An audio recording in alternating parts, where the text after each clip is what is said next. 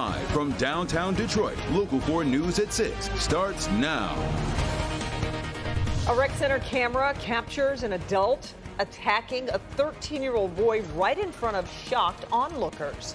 Moments later, the attacker decides to give police a fight. Glad you're with us for Local 4 News at 6. I'm Devin Skilliam. I'm Kimberly Gill. What could prompt an adult man to attack a young teen? Well, tonight we're told it was hardly anything worth getting upset over. Yeah, Livonia police releasing video of the attack inside the Kirksey Rec Center on Hubbard, just south of 5 Mile Road. Will Jones live there now with reaction from the boy's mother. Will. Devin and Kimberly, the mother of the boy, has seen the video of what happened to him, and she is disappointed by this. It was hard for her to see her son get punched by an adult repeatedly, and this apparently all started with a brush of a shoulder. Livonia police body cam video capturing the takedown of 29-year-old Moise Irfan at the Kirksey Recreation Center after attacking and allegedly yelling racial slurs at a 13-year-old boy. This began after the two ran into each other. They exchange words. The teen goes to get help. That's when Irfan charges at him and starts swinging. Rashawn Cooper Black is the teen's mother. It upset me to see my son attack defenseless to a grown adult, to try to prevent the situation by doing the right thing, going to tell someone to work there and asking for help, and for him not to get help. After attacking her son, Cam, Irfan just walks away. Them letting him just beat my son, not helping, not stopping him. He could have just went on a rampage and started beating other people.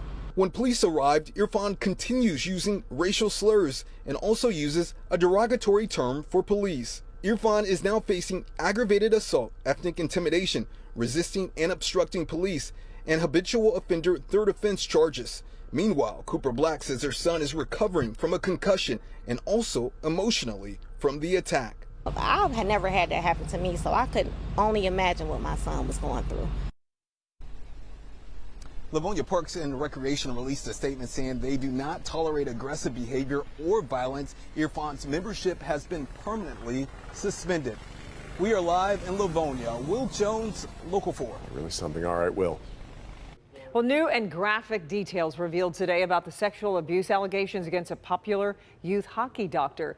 Levren showed no emotion as a prosecuting attorney ran through the long list of accounts by young athletes who say they came to the doctor for help and left feeling violated. Mara McDonald is live in Farmington Hills. Mara, at times this really felt like it could be the trial of Dr. Levren, but is still only the hearing to decide whether he goes to trial. Kimberly, exactly. It's the preliminary hearing, but we heard a huge volume of testimony in here today, and most of it was stomach churning. Dr. Zvi Levren sat motionless and grim in court as prosecutors read what his alleged victims say happened to them at the hands of a doctor they knew and trusted. And why wouldn't they? Levren has years of affiliations with youth hockey programs. He's a urologist known as the Hockey Doc. Players told prosecutors they had a hard time processing what they say happened at the hands of Dr. Levren. Listen as prosecutors read their testimony. Testified he was in shock. Never had that done by a doctor before, didn't want it to happen, and he shut down and let it happen. Did not answer the defendant's questions because he was distraught and was confused.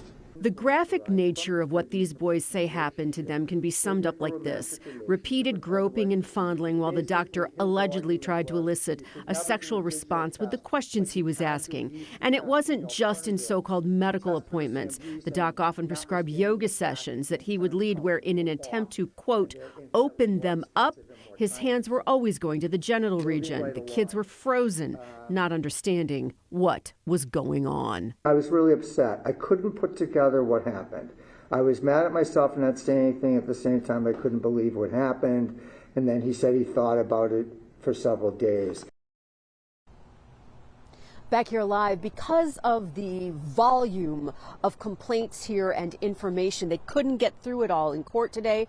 Judge says everybody has to come back. He has to go through more of the testimony until he makes a final determination on whether this is heading to trial. We're live in Farmington Hills tonight. I'm Mara McDonald, Local 4. So disturbing. Okay, Mara, thanks. We know more tonight about some new evidence Oakland County prosecutors are using to fight the latest appeal from the parents of the Oxford High School shooter.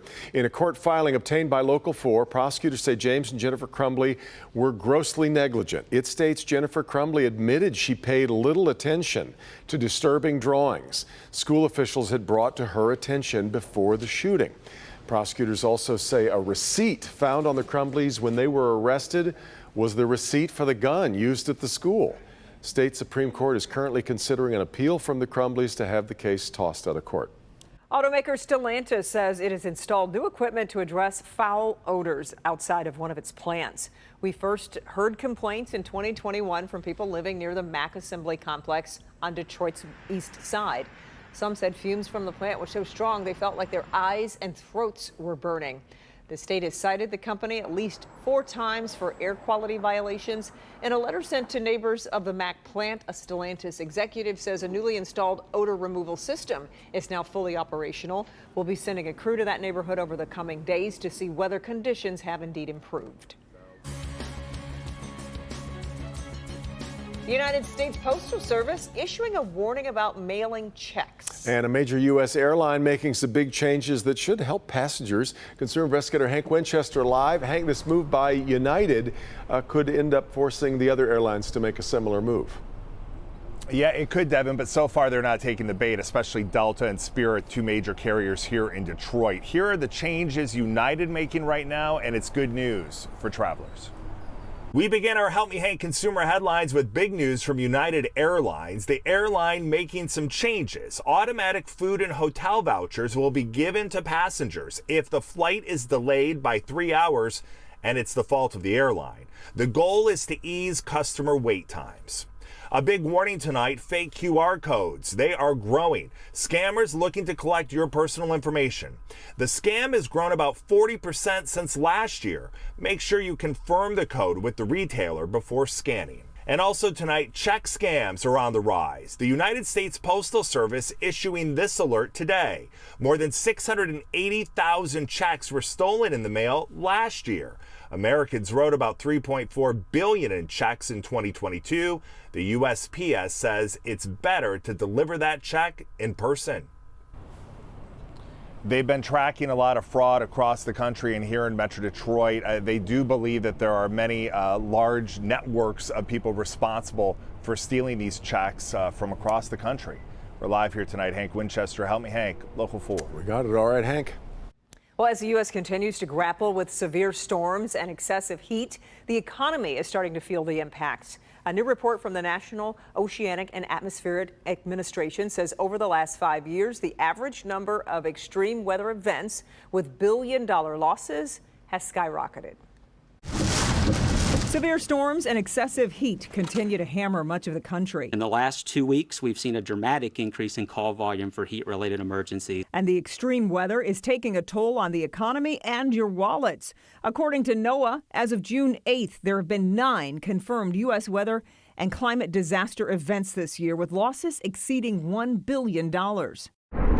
One industry taking a huge hit, airlines. More than 5,000 flights across the United States were delayed or canceled Monday as powerful storms ripped through parts of the country. I'm just hoping and praying we don't have to deal with it, but we're ready if we do. The Federal Aviation Administration estimated the cost of airline backups to be about $33 billion in 2019. Other sectors feeling the brunt: tourism, agriculture, and construction. For consumers, the rising temperatures mean higher summer utility costs. According to the U.S. Energy Information Administration, average utility prices are expected to rise about 2% from last year. Flood and home insurance rates are also on the rise. Experts fear the cost of insurance will only get worse as climate change intensifies both hurricanes and extreme rain events. And NOAA says last year the U.S. suffered 18 different billion-dollar catastrophic events, with Hurricane Ian the most costly at $113 billion. All right, we've had a pretty, how much of this is just a rainy, dreary, I mean, not rainy, but just a sort of overcast, dreary day, and how much of it is, look behind Kim we don't know, Kim. It's just smoky and smog. We do have some clouds, but no, the majority of this is actual smoke, and you can smell it at the surface in many communities around Metro Detroit. Smells a little bit like plastic or a campfire. That's the smoke that you're smelling, and it is right now at a very unhealthy level across Metro Detroit. It has gotten worse over the last couple of hours. 69 in Detroit, 71 in Howell, 67 in Pontiac. So that air quality alert is in effect all the way through tomorrow for all of southeast lower Michigan. And as I said, we have now just moved up into the very unhealthy stage. The only one above this is hazardous. So in the very unhealthy level, you need to limit your time outdoors. If you can, stay inside. And also, if you are outdoors, it's a good idea to put on a mask, especially if you suffer from asthma. We still have a little couple sprinkles up there in Macomb County. Most of this is not reaching the ground, but we'll take a closer look at that in just a couple of minutes.